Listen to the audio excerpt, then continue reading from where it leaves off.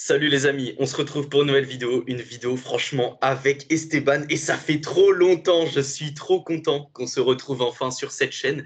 Une vidéo qui va être très sympa parce que avec les informations qu'on a, avec le fait maintenant que la saison soit bien avancée, on aimerait se prononcer et donner des favoris pour le Ballon d'Or, un top 10 pour nous qui nous semble être logique au vu de ce qu'on a vu pour le moment de la saison. Donc voilà, ce ne sera pas qui va le remporter à la fin, c'est plutôt si la saison s'arrêtait maintenant qui est-ce qu'on verrait être le plus haut dans le classement. Donc voilà, ça va être un concept vraiment sympa. Et du coup, voilà, Esteban, on se retrouve avec toi. On a fait chacun un top 10. Et donc, ça va être très cool. Et donc, Esteban, je te souhaite je te demande de te représenter à la chaîne. Je te souhaite bienvenue de nouveau sur la chaîne. Bienvenue Merci. en 2025 parce qu'on n'avait pas refait de Ok. vidéo en 2025, si je ne Ouais. me trompe pas. Et donc voilà, ça fait trop plaisir de te revoir sur la chaîne. Donc je te laisse te réintroduire et on devrait commencer par toi, qui donnera également Ok. ton 10e joueur de la vidéo. Eh ben, merci de l'invitation. C'est vrai que ça fait très plaisir de revenir, toujours faire un petit point sur les deux chaînes, c'est très cool. Bon, bah, je vais tout de suite commencer, hein. Perdons pas de temps. C'est quelque chose qui nous tient en haleine quand même durant la saison, le Ballon d'Or. Ouais, même si on trouve peut-être la distinction un peu futile, c'est quand même un des intérêts les plus importants. Donc, mon 10e choix, j'ai mis quand même Harry Kane, 10e. Pour moi, il fait pas non plus une saison où, allez, il est indiscutable top 10, mais franchement, au vu du calendrier, au vu de ce qu'on a en boutique par rapport aux autres attaquants, aux autres joueurs marquants, moi, je trouve qu'il voilà, il met ses buts en Bundesliga, il a fait une double confrontation de très bon niveau face à Leverkusen. Il a pourquoi pas une finale de LDC à domicile, il va sans aucun doute remporter son premier titre de sa carrière, c'est un peu bizarre à dire, donc la Bundesliga. Donc franchement, Kane 10e, je trouve ça pertinent. Je sais pas si toi tu l'as mis dans le top 10. Et puis me dire ton 10e à toi. Alors Kane est dans mon top 10, mais mon 10e, ce n'est pas lui, c'est un autre Bavarois. Donc voilà, tu avais dit D'accord. que Kane avait fait une très bonne rencontre, notamment face au Bayer Leverkusen en Ligue des Champions, une très bonne double confrontation. C'est également le cas de mon 10e, puisque c'est Jamal Musiala. Alors Jamal Musiala, c'est quand même un numéro 10 qui est excellent et très bon depuis plusieurs années, hein, qui a une grosse qualité technique, qui a une bonne qualité de passe également, et qui au Bayern Munich est vraiment excellent, et qui s'entend de mieux en mieux sur le terrain avec Harry Kane, je trouve, et qui surtout s'est mué, entre guillemets, enfin, c'est devenu un très bon finisseur également au niveau de ses actions, hein. C'était quelque chose qu'on pouvait lui reprocher, qui lui manquait un petit peu. Là, c'est le cas. Il donne beaucoup de très bons ballons, mais également il termine les actions. Donc ça rajoute quelque chose à sa palette technique qui était déjà très large. Donc c'est mon 10e. Et voilà, il a fait une très bonne rencontre également face au Bayer Leverkusen. Donc ça fait plaisir. Il fait une bonne Bundesliga aussi. Dans un Bayern qui, certes, a certaines failles, on le voit notamment en Bundesliga, il y a des petites défaites par-ci par-là, des petits matchs nuls, mais globalement, je trouve que ce projet de jeu est intéressant et je trouve que Moussiala mérite sa place dans le top 10. Ouais, écoute, moi je suis peut-être un petit peu plus réticent enfin, sur ce Bayern. Je pense pas que c'est l'équipe du siècle, franchement. Je suis pas non plus fan. Même en Bundesliga, il y a quand même pas mal de sorties de route. Ils perdent encore, ou ils font match nul ce week-end. Ouais, je trouve pas non plus que c'est l'équipe du siècle. Maintenant, elle peut monter en puissance avec une finale à domicile à Munich. Ça peut être quand même une des équipes. Puis t'as raison, Moussiala, c'est quand même un élément très très fort de cette saison. Même si moi, je t'avoue, il n'est pas dans mon top 10. Mais oui, sans aucun doute, il est dans un Ce qui top se 15, comprend au vu des joueurs assez fantastiques qu'on peut avoir bien sûr, dans bien cette sûr. liste. Alors j'enchaîne et je vais faire un petit package, le package 8/9e. Pourquoi? Parce que j'ai mis l'entrejeu parisien, Neves et Vitinha. Je mets peut-être Neves un tout petit peu plus haut, peut-être un petit peu plus parce que voilà, tout simplement, je suis surpris par Joao Neves, notamment son implication également statistique, supérieure à celle de Vitinha. Et puis, ouais, je le trouve peut-être un peu plus solide au duel, peut-être un peu plus dans cette intensité-là, notamment face à Liverpool, je l'ai trouvé rayonnant. Donc, ouais, Neves Vitinha, pour moi, un milieu de terrain de très très grande classe. Et donc, je les mets 8/9e. D'accord, ça s'entend parfaitement. Personnellement, j'ai pas joué au Neves dans mon classement, mais je comprends qu'il soit dans le tien. C'est un joueur de très haut niveau qui est vraiment très bon avec le Paris Saint-Germain cette saison. Et Vitinha, pour le coup, est bien plus haut dans mon classement. Et du coup, moi, je vais vous donner mon neuvième. Je pourrais vous donner également le huitième dans la foulée. Et du coup, mon neuvième, c'est Harry Kane. Donc, on en avait déjà parlé un petit peu plus tôt, Ok, qui fait une très bonne saison en Bundesliga. On va pas revenir sur ce que tu as dit parce que tu as très bien résumé la saison d'Harry Kane. Et mon huitième, c'est Lewandowski, du coup. Alors, sa première partie de saison avec le Barça est très bonne. Sur la deuxième partie de très saison, très c'est quand bonne. même moins bien. Après, enfin, c'est quand même pour le moment celui qui devrait être Pichichi en Liga. Il est encore devant Kylian Mbappé à ce stade. Il a quand même des bonnes rencontres de Ligue des Champions. Alors, ça, quand même, plus en première partie de saison, mais il en a encore des bonnes à son actif. Et puis, même s'il marque moins de buts, même si il est moins performant à la finition, il est toujours assez important dans le jeu parce qu'il peut te servir de point d'appui, il peut te servir également dans les ballons longs pour ressortir. Donc, ça reste un joueur assez important et il mérite totalement sa place dans ce top, même si je ne le vois pas réellement le mettre plus haut. Hein. Je ne me vois pas le mettre plus haut. Sa huitième place, pour moi, est totalement méritée pour cette saison. Bah écoute, je vais enchaîner parce que moi, c'est mon septième.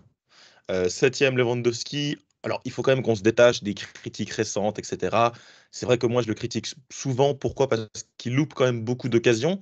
C'est dire, hein, parce qu'il est déjà à 33 buts cette saison. Il ne faut pas l'oublier, c'est le deuxième meilleur buteur de LDC, juste derrière Rafinha, qui va être également dans nos top 10, hein, pas de souci. Et en Liga, c'est tout simplement le meilleur buteur. Donc franchement, il faut quand même le respecter par rapport à ça. Même si moi, je t'avoue, des fois, il m'énerve beaucoup, il me frustre. Avec ballon, je trouve ça parfois compliqué. Mais voilà, c'est le Robert Lewandowski, il plante ses buts. T'as raison, la première partie de saison, elle est très bonne. Son doublé face au Real, ses nombreux buts face à quasiment toutes les équipes. Donc j'espère en tout cas qu'il va se relever sur cette fin de saison. Il peut encore, hein, franchement, il a la capacité de faire la différence. Mais moi, je le mets septième. Voilà, septième, pas plus haut, franchement, parce qu'il n'est pas dans le jeu, pour moi, très, très impactant. Mais bon, ses statistiques et son impact le fait quand même venir septième. D'accord, d'accord. Mais moi, du coup, je vais te donner mon septième. Mon septième, c'est Kylian Mbappé. Du coup, on va du côté du Real Madrid. Et franchement, si je devais ressortir une individualité du Real Madrid, bah, je vois pas qui d'autre. Parce que Vinicius, pour moi, fait pas une excellente saison. Et je trouve que dans le comportement, c'est pas terrible. Rodrigo, c'est quand même. Alors, c'est pas réellement de sa faute, mais il a été Rodrigo, ouais. assez peu aligné et surtout, il a été beaucoup sacrifié par Ancelotti.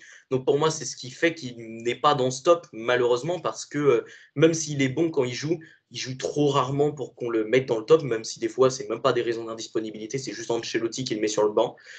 Mais du coup, pour moi, il reste peut-être Bellingham ou Valverde. Peut-être Valverde également mériterait sa petite place dans le top 10 parce que pour moi, Ouais, c'est pourquoi pas. une des rares individualités qui brille totalement encore dans C'est ce vrai. Real Madrid. Mais moi, je mets quand même Kylian Mbappé parce que bon, bah, voilà, 20 buts en Liga cette saison pour le moment. En Ligue des Champions, il commence à prendre de plus en plus d'importance. Et même si on pourrait critiquer son apport dans le jeu face à l'Atlético Madrid, que ce soit au match aller ou au match retour en Ligue des Champions, enfin, il faut quand même dire que Mbappé, c'est lui qui marque son premier penalty face à l'Atlético Madrid dans la séance. C'est également celui qui le récupère pour Vinicius qui le manque derrière. Et je pense que si Mbappé l'avait tiré et l'avait marqué, la rencontre aurait pu changer totalement. Donc oui, même quand il n'est pas bon, eh ben, il brille quand même. Et c'est vrai que voilà, il joue avant-centre, c'est une nouvelle position pour lui parce qu'il n'a pas finalement tant occupé que ça au Paris Saint-Germain. Il a été beaucoup plus excentré, il avait beaucoup plus de liberté. Là, voilà, il est obligé de faire des concessions parce qu'il a Vinicius sur son côté. Et au final, on voit qu'il arrive à être performant. On voit d'ailleurs qu'il retrouve ses jambes, hein, il court de nouveau, enfin, il utilise de nouveau bien sa vitesse. Il est très bon également dans le dribble, dans l'élimination, on l'a vu dans certaines statistiques notamment. Donc Oui. voilà, en plus de ça, il plante, il se remet à planter. Même si pour le coup, au niveau des passes décisives, on pourrait peut-être critiquer son apport, mais bon, c'est la position en fait qui l'oblige et surtout le fait qu'il n'a absolument aucun attaquant d'appui entre guillemets sur lequel peut-être envoyer des centres ou quoi. Donc voilà, je trouve que Mbappé, c'est quand même une bonne saison. Et il faut dire qu'en ce moment, il monte vraiment en puissance. Et peut-être que s'il prend une LDC à la fin de l'année ou si peut-être il prend une Liga, il conforterait sa place dans le top. Et s'il prend une LDC, pourquoi pas prendre le ballon d'or finalement. Donc parce que Évidemment, c'est évidemment. le seul joueur, entre guillemets, madrilène qui aura brillé. Ouais, non, je suis d'accord. C'est du reste mon sixième, hein, on se suit. Mbappé juste devant Lewandowski. Pourquoi? Parce que c'est quand même l'homme fort du Real Madrid. Alors que du côté du Barça, Levan, ce n'est pas le cas. Mbappé, franchement, très mauvais début de saison. On l'a tous dit, on l'a tous critiqué à juste titre, hein. Franchement, c'était mérité. Il était complètement affreux. Bon, c'était la période d'adaptation, etc., etc. Maintenant, il revient très bien. Il a mis beaucoup, beaucoup de buts en 2025. C'est l'homme clé face à City. C'est également l'homme clé, un peu, si on peut le dire, face à l'Atlético sur le match retour. Même si, franchement, je trouve pas ça formidable, hein, mais il est quand même décisif. Il obtient le tir au but. C'est lui qui marque en premier. Ah, Mbappé, même en Liga, il sort d'un doublé en plus face à Villarreal. Vous le savez, je suis pas son plus grand fan. Malgré tout, je reconnais qu'il a sa place dans ce top 10. Voilà, moi je le mets sixième. Franchement, je pense que évidemment qu'il pourra encore monter. En fait, tout dépend de la LDC. Mais à l'heure actuelle, sixième, je trouve que c'est une bonne position. Et puis franchement, au vu des premiers mois, qui l'aurait cru, hein, franchement. Je suis d'accord. Donc, moi, je vais donner mon sixième. Et là, cette fois-ci, on va du côté du rival. Et c'est Lamine Yamal. Alors, pour ceux qui vont trouver qu'il est Non, assez c'est ça. bas, ça peut s'entendre. C'est vrai qu'il est bas, finalement. Mais pour moi, il y a quand même beaucoup de joueurs de très, très haut niveau également devant. Et Lamine Yamal, peut-être que ce qui lui coûte, entre guillemets, une passe plus haute, bah, c'est son nombre de buts. Alors, oui, on ne peut pas réellement lui reprocher. Parce que n'empêche que sa saison, déjà, Ouais, bien sûr. elle est très bonne dans le jeu. Il a un énorme apport dans le jeu. En Ligue des Champions, il est très important. Et surtout, on voit quand même que c'est un ailier qui combine à la fois ce côté finition, ce côté également d'aller repiquer dans l'axe pour chercher des options de frappe, mais c'est également un joueur qui a cette capacité à également être un espèce de meneur excentré. Et on le voit notamment dans ses passes décisives, où il a un nombre de passes décisives assez effarant. Et peut-être que si Lewandowski mettait encore plus ses actions, Bien sûr. il en aurait encore plus. Donc voilà, c'est le meilleur passeur de Liga. Il est excellent également en Ligue des Champions, où il fait beaucoup de très bons matchs. Et franchement, Incroyable face au ça Benfica. reste ouais, face à Benfica, il a été énorme. Donc voilà, ça reste un énorme joueur et je Bien sûr. pense que peut-être sur une saison 2026 où peut-être le Barça prend une Liga ou une Champions League et derrière il prend l'Euro, bah alors là ce sera Lamine Yamal le Ballon d'Or sans contestation. Mais pour moi cette sixième place, c'est un peu une sixième place d'encouragement tant le joueur est sensationnel cette saison et je pense qu'il peut aller encore plus haut par la suite. Bah, moi, bon, en fait, t'étais en train de parler, et puis je me suis rappelé qu'il avait 17 ans, quoi, le mec. Il a 17 Enfin, ans, c'est fou. enfin, le gars, il devrait déjà être dans le trophée Golden Boy, déjà dans le top 10. Bah là, c'est le top 10 du vrai Ballon d'Or. Et moi, je l'ai mis cinquième. En fait, on se suit, hein, Lewandowski, Mbappé, Lamine Yamal. Que dire de Lamine Yamal? Franchement, c'est sa véritable année, hein, 2024, 2025, 2024, l'Euro, incroyable. Il prend ses responsabilités. Il surfe sur sa dynamique en 2025. Franchement, il fait une saison de très, très haut niveau. Un des éléments les plus importants de ce Barça. On l'a vu lorsqu'il n'était pas là fin 2024. Les résultats n'ont pas suivi. Tu l'as bien dit, c'est un de ses meneurs excentrés. C'est lui qui, franchement, dérègle les équipes adverses. Ouais, énorme, Lamine Yamal. Moi, je l'ai mis Ouais, cinquième. Je l'ai mis il dans le est top très 5. imprévisible, il est très Bien imprévisible. Et pour le sûr. coup, quand il y en a qui le comparent à Messi, pourquoi cette comparaison? Parce qu'en vrai, on va dire l'ailier du Barça marquant auquel il ressemble le plus dans le jeu, c'est peut-être plus Neymar, dans le sens où il a ce côté à être très imprévisible, à faire très mal par le dribble, à être très fantasque, mais également à mener le jeu. Et c'est vrai que, alors, Mm. peut-être que Messi le faisait plus au Barça, mais Neymar avait également cette capacité à créer beaucoup d'occasions, à créer des décalages, par la passe également. Et c'est vrai que Lamine Yamal a on va dire, cette combinaison des deux qui est assez rare finalement dans le football d'aujourd'hui. Non, non, Lamine Yamal, colossal, franchement, il lui manque. Mais là, voilà, on pinaille, hein, le gars a 17 ans, c'est déjà sensationnel. Mais oui, pour être un peu plus haut, il aurait pu avoir un apport statistique encore supérieur, même si pour un ailier, franchement, c'est déjà pas mal, hein, je crois qu'il est à 12 buts. La saison n'est pas du tout terminée. Il y a encore des grosses échéances, pardon. Et franchement, moi, je pense que c'est un des joueurs qui peut être clé. Et c'est un des joueurs qui va avoir la décision dans une demi-finale face au Bayern, dans une finale, en Copa del Rey. Bah, c'est ce joueur-là qui va pouvoir créer quelque chose. Donc, rendez-vous en fin de saison, mais en tout cas, pour l'instant, top 5. Je suis d'accord avec toi. Donc, toi, c'est ton cinquième. Et moi, mon cinquième, on part du coup sur les Parisiens. Tu avais mis Vitinha en neuvième place. Moi, je le mets en Ah, cinquième place. ok. Alors, peut-être que tu le trouveras haut. Moi, je trouve que ça me semble assez cohérent parce que déjà, dans un ballon d'or où on récompense de plus en plus les milieux de terrain, on l'a vu notamment l'année dernière, moi, je trouve que ça reste cohérent parce que Vitinha, c'est quand même, Bien en sûr. vrai, derrière peut-être celui qui sera plus haut dans le classement, peut-être le deuxième meilleur milieu de terrain du monde. Ça me Ouais. choquerait pas de dire ça tant il est énorme avec le Paris Saint-Germain. Il a ce côté très métronome, très équilibrant, mais également très constructeur, très créatif que le Paris Saint-Germain avait besoin. Et surtout, là où il a étoffé encore plus sa palette, c'est que défensivement, il s'est encore aguerri. Je trouve que dans les récupérations, alors peut-être qu'il ne va pas au duel comme le fait un joueur Neves, peut-être qu'il ne va pas Mm. récupérer beaucoup de ballons aériens. Et encore, face à Liverpool, Et il a encore, quand ouais. même fait un nombre de têtes assez colossal alors qu'il avait, je crois, une blessure à l'arcade. Donc ça, c'est quand même assez fou. Mais vraiment, voilà, dans quasiment tous les registres de jeu, il s'est amélioré. Et je pense qu'il peut aller encore plus haut. Mais c'est vrai que pour moi, il fait une saison taille patron. Et en vrai, dans une saison où peut-être le Barça est disqualifié de la Ligue des Champions, peut-être que c'est lui qui prend le ballon d'or à la fin. Donc voilà, Vitinha, c'est un très gros joueur et je le mets à la cinquième place. Pour moi, c'est amplement mérité pour lui. Non, non, je peux te suivre, hein. C'est vrai que c'est pas du tout scandaleux. Moi, je l'ai mis dans mon top 10. Énorme milieu de terrain, ça c'est Puis clair. Le PSG est encore engagé en Ligue des Champions, donc ça Bien aussi ça sûr, joue pour lui. Parce que on rappelle quand même que pour les joueurs qui sont encore engagés en Ligue des Champions, s'ils prennent une Ligue des Champions à la fin en étant bien performants, sûr. c'est peut-être eux qui prennent le ballon d'or. Admettons Harry Kane prend la Bundesliga, arrive face à l'Inter, met un triplé, et arrive en, je sais Ouais, pas, bah oui. en finale de LDC, met un triplé, prend la LDC derrière, bah forcément, il sera l'un des grands favoris pour prendre le ballon d'or à la fin. Donc voilà, ce classement est amené à bouger, mais à l'instant T, je vois quelque chose comme ça. Bon, bah moi je vais continuer sur un Parisien, quatrième. C'est la place que j'ai trouvée pour Ousmane Dembélé, au pied du podium. Ça peut également bouger, mais bon, on va pas le dire à chaque fois. Dembélé pour moi quatrième. Énorme deuxième partie de saison pour l'instant. Depuis 2025, il a vraiment pris une dimension, dimension mondiale, hein. Il fait partie des trois meilleurs joueurs en 2025, c'est sans aucun doute. Quatrième, tant dans les buts importants. Il marque à Liverpool, il met son penalty en Ligue 1 très important face à City, face à Stuttgart, face à Brest. Ouais, que dire d'Ousmane Dembélé, tant sa transformation est époustouflante. Quatrième pour moi Dembélé, donc ça sera le Parisien le plus haut de mon top 10.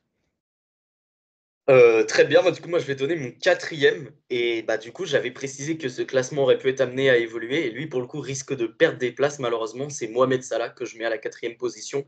Alors, il fait une excellente saison, mais déjà, je le mets plus bas justement parce Ah, qu'il je a peux été comprendre. éliminé de la Ligue des Champions et surtout en faisant malheureusement une performance assez piteuse, hein, que ce Ah ouais, soit non. dans Honteuse, les deux honteuse. matchs. Et en plus, à l'heure actuelle, on est pendant le match de la finale de Carabao Cup. Ils sont en train de perdre 2-0 avec un Salah qui a l'air inexistant. Bah ouais, ça conforte ton choix, franchement. Et du coup, je mets ça là à cette place. Alors oui, en première ligue, il est sensationnel, il fait une énorme saison, mais n'empêche qu'il y a quand même des performances parfois un peu bizarres qui sont Ouais. sauvées par des buts ou des passes décisives qui viennent un peu de nulle Ça me fait part. plaisir. Ça me fait plaisir que tu le Donc reconnaisses. voilà, j'étais très fan de Mohamed Salah. C'est vrai qu'en début de saison, je trouvais quand même qu'il avait un apport dans le jeu qui était plus marqué. Et là, il faut dire que depuis, je trouve ce match face au Real Madrid où je ne l'ai trouvé pas terrible, et depuis quelques matchs également en Première Ligue où c'est vrai que ces matchs sont sauvés soit par des pénaltys qui transforment, soit par des exploits, entre guillemets, des coups de génie qu'il a quelquefois. Mais globalement, je trouve que C'est vrai Mohamed que Salah, cette saison, c'est quand même, enfin, sur cette deuxième partie de saison, je trouve que c'est moins bien dans le jeu. Et également dans les statistiques, on le voit quand même un peu moins marqué dans les très gros matchs, même si face à Manchester City, En ça a LDC, été c'est très bien. compliqué, hein. Mais en Ligue des Champions, Mm. ça a été assez compliqué récemment. Et même dans sa campagne globale, c'est Il pas a que forcément. 3 buts, hein. Il a que 3 buts. Alors oui, il en a un nombre sensationnel en Première Ligue. Il va probablement soulever sa PL avec Bien Liverpool sûr. devant ses supporters. Donc déjà, ça fait plaisir pour lui. Mais c'est vrai que sa saison all-time finalement qu'on espérait du côté de Liverpool, elle est peut-être un peu surcotée, on va pas se mentir. Ouais, Même si voilà, ça reste quand même des stats un peu venues d'ailleurs, hein. Ça, on va bien pas se sûr, bien sûr. Ouais, pour moi, je l'ai quand même mis troisième. Je l'ai mis troisième. Bah, on va le dire qu'il y a un mois, c'était possiblement le numéro un. Il a quand même bien dégringolé. Il va finir, entre guillemets, avec un titre, la Première Ligue. Bah ouais, moi, je vous avoue que moi, je suis pas un grand fan de Salah. Je dis souvent que dans les grands matchs, il nous déçoit. J'ai même toujours dit que ses stats en Première Ligue, pour moi, ça veut pas rien dire, mais je trouve ça un peu surcoté.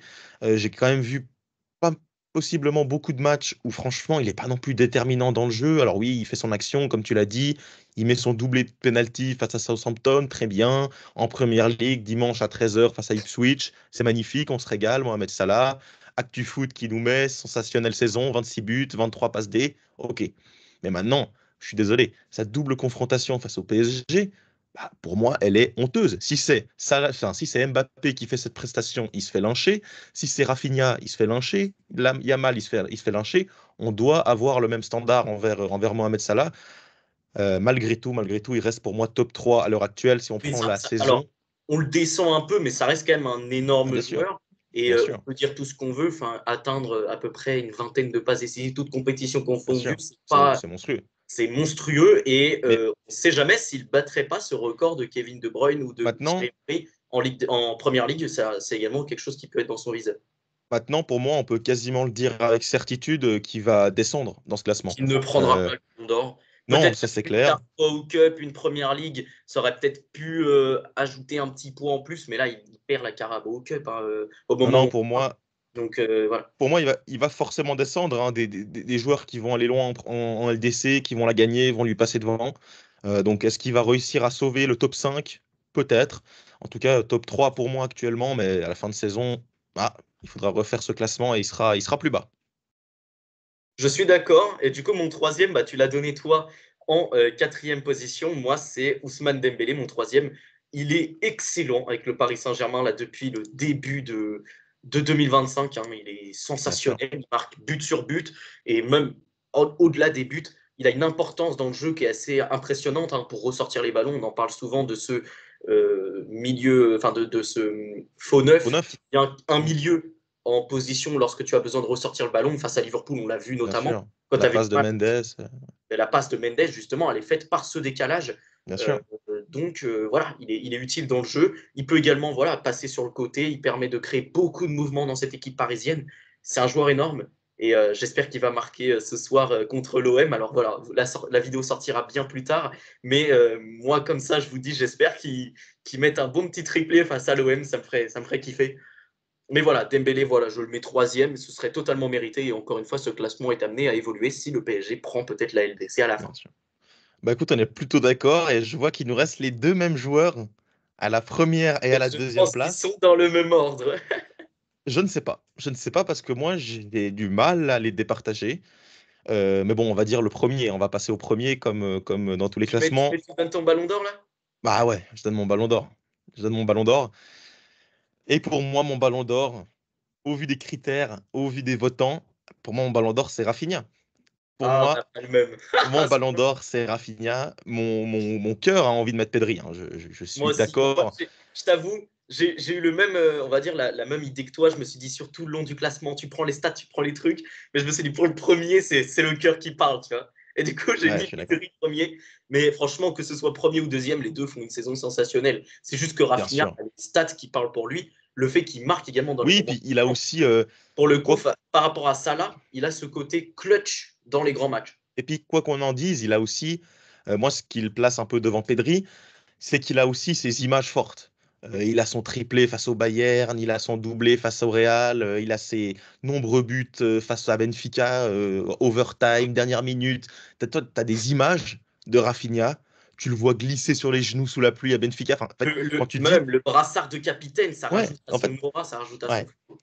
Pour moi, Pedri peut le gagner, mais Pedri il va devoir être, soit il continue sur son niveau en étant magistral, il va peut-être devoir mettre un but important en demi-finale, peut-être devoir faire une passe des folles, alors que pour moi, actuellement, Rafinha, pour moi, c'est le ballon d'or actuellement. Je D'accord. Après, pense Rafinha, c'est que, je vrai qu'il pense, est, il est sur des gros standards. ouais, Maintenant, j'ai une petite interrogation sur Rafinha. C'est vrai qu'en Liga, il est qu'à 13 buts, entre guillemets. Et il est très loin des deux autres, hein, parce que Mbappé est à 20, Levan est à 22. Franchement, si 21, Rafinha 21. avait terminé la saison à 20 buts en Liga, ce qui est encore faisable, hein, voilà, Bien sûr, bien sûr. ça peut-être faciliterait encore cette course au Ballon d'Or. Parce que c'est vrai qu'il marque beaucoup en Ligue des Champions et ça, on ne va pas lui enlever. Hein. Finalement, en termes de statistiques, en termes d'apport dans le jeu, ça se rapproche, entre guillemets, de la saison de Vinicius l'année dernière avec le Real Ah, Madrid, il où l'a déjà en dépassé, hein. champion, il était prépondérant. Et là, c'est le cas notamment de Rafinha, qui, alors je ne veux pas dire qu'il porte le Barça, mais c'est vrai que les buts sont un peu la matérialisation de son niveau sensationnel. Et voilà, et en plus de ça, il a des passes D, il a des trucs qui jouent pour lui. Franchement, voilà, grosse saison de Rafinha. Maintenant, il faut dire que sans mon numéro un, en tout cas, bah, il n'aura peut-être pas autant de buts. Donc voilà, ils sont Ah également non, énorme. sixième pour moi, Lamine Yamal. Donc voilà, c'est vrai qu'il faut dire que ce Barça est une équipe qui est très bien huilée, qui tourne très bien, et que Rafinha en profite. Et franchement, quel joueur. Quel joueur. Et puis, pour rebondir sur Pedri, parce que j'ai pas pu en parler, moi, Pedri, c'est un joueur qui. Moi, c'est un joueur qui me fout les frissons, quoi. Ouais. Pedri, c'est sensationnel. Franchement, c'est un bonheur. C'est un bonheur de l'avoir dans mon club. C'est un bonheur de l'avoir dans le football, tout simplement, parce que je pense que à travers le Barça, toi, tu kiffes regarder Pedri, tout le monde kiffe regarder Pedri. Un joueur sensationnel, épargné des blessures cette saison. J'espère qu'il va pouvoir enchaîner. Mais on le voit quand il est à son meilleur niveau, quand il arrive à enchaîner tous les 3 jours, il a un niveau colossal. Il a un niveau colossal. En plus, il a peu de stats, mais dans les expected assists, il est à genre 20 expected assists. Genre, il y a beaucoup d'occasions qui sont saccagées, notamment par Robert.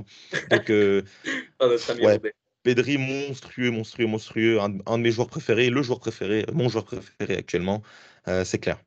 Ouais, Pedri, c'est quand même quelque chose cette saison. Hein. Vraiment, il a ce côté magicien, ce côté Ouais. enfin, d'arrêter le temps presque, Ah où non, il c'est envoie énorme, c'est énorme. caviar sur caviar également dans le jeu, parce que on parle, j'avais défini un peu ce rôle de Vitinha, de maestro, de côté équilibrant et tout. Et c'est vrai que Pedri l'apporte également par la passe et par la maîtrise qu'il apporte au milieu de terrain, par le contrôle, le fait que si tu es pressé haut, il y a toujours lui qui peut ressortir par une passe, mais également Ouais. par un geste Et je technique. trouve que, et je trouve Et qu'il c'est a vrai que Pedri beaucoup, là aussi. il a beaucoup progressé en pressing avec Flick, Ouais. mais là actuellement il récupère un nombre de ballons. Souvent on dit Pedri, Pedri ça veut dire Pedri avec ballon. Ouais. Pedri Pedri sans sans ballon, ballon, c'est fort aussi, hein. ouah, des fois je le vois faire des retours de 50 mètres à la place de Baldé. Enfin non, mais franchement c'est énorme ce que Et fait puis Pedri. physiquement, et c'est quand même bien. Physiquement, il court partout, c'est un marathonien. Ouais, puis non, mais Par même dans rapport, les duels, je pensais dans les duels physiques aussi, il ouais, s'impose encore plus qu'avant. Et c'est peut-être justement ça, peut-être que Flick, si Pedri se blesse beaucoup moins, d'ailleurs, je crois qu'il n'a ouais, pas été blessé de la saison, hein, si je me non, trompe. non, non, C'est non, peut-être également grâce à cette préparation de bien Flick sûr. qui, contrairement à Pintus, a, cette qualité de renforcer le physique des joueurs sans tirer dessus. Et ça se voit que Pedri, vraiment, ça l'a bien aidé. Oui, puis comparé à un Vitinha, parce que c'est vrai que les deux sont très hauts dans ce classement, Puis c'est vrai euh, qu'en termes de profil, ça peut se ressembler. ça peut se ressembler. Moi, je pense quand même que Pedri est un petit peu plus haut sur le terrain. Souvent, il est un peu plus haut à gauche. Et c'est vrai que par son positionnement, il a plus tendance à faire des passes tranchantes, à faire Ouais. des. En fait, il tente plus de passes que Vitinha, en tout cas plus de passes dangereuses directement dans le dernier tiers. Ça, Vitinha le fait pas C'est vrai moins. que pour le coup, Pedri, je ne dis pas que Pedri n'en est pas capable, hein, très loin de là, il le fait très bien avec le FC Barcelone, mais c'est vrai que Vitinha, dû à son positionnement, a vraiment ce truc de je dois ressortir le ballon Mm. de C'est vrai que manière basse, tu vois. Lui, il Pedri est peut un peu encore se plus bas reposer et sur il De doit Jong. ressortir. Ouais. Tandis que voilà, là, tu as De Jong à côté qui te permet de sortir le ballon un peu plus bas et du coup de compter sur un Pedri plus haut. Bon, Clairement. n'empêche que ces top 10, je les trouve quand même assez fantastiques, hein, des deux côtés. Je trouve franchement qu'il n'y a pas vraiment de débat. Et pour peut-être un Neves, par exemple, ou un Harry Kane, ou plutôt un Moussiala, hein, excuse-moi, que tu n'as pas mis dans ton top, c'est peut-être des joueurs qu'on peut penser à une 11e place, par exemple, Ouais, que ce soit d'un côté ou de l'autre. C'est voilà. t'as parlé de Rodrigo. C'est vrai que Ouais. Rodrigo pourrait rentrer dans ce top 15. Ou Valverde, j'en ai parlé. Valverde, Valverde pourrait mériter un c'est top vrai. 10, peut-être. C'est vrai que Ça me Valverde, serait pas du même dans le top 10, il aurait sa place. Franchement, ouais, Valverde, top 10, grosse ouais, sa saison, place. avec son adaptation également arrière droit, énorme, énorme saison. Et franchement, je me réjouis de voir la fin parce que il y a plein de surprises qui nous réservent avec des quarts et demi-finales J'avoue, qui vont moi, être il y a exceptionnelles. un petit truc qui me fend un peu le cœur, c'est que j'aurais peut-être aimé voir l'Atlético aller plus loin en Champions, peut-être la soulever avec Griezmann qui prend son BO à la fin. Ça aurait été une Et belle histoire pour lui, mais en parlant de Griezmann, alors lui, il est très très loin de ce top 10 hein, parce que là, sa double en- confrontation face au Real ouais, Madrid, c'est très dur. ça pique. Ouais. Bon, bah, les amis, cette vidéo est terminée. J'espère qu'elle vous aura plu. C'est le cas, n'hésitez pas à la liker, vous à donner vos top 10 dans les commentaires et surtout à vous abonner à ma chaîne, à la chaîne d'Esteban que vous trouverez dont le titre est dans la description. Je vous la mettrai partout, comme ça vous ne la louperez pas. Et on se retrouve Parfait. pour de nouvelles vidéos et je l'espère avec Esteban de nouveau sur cette chaîne ou peut-être sur la sienne. On verra par la suite. Ciao.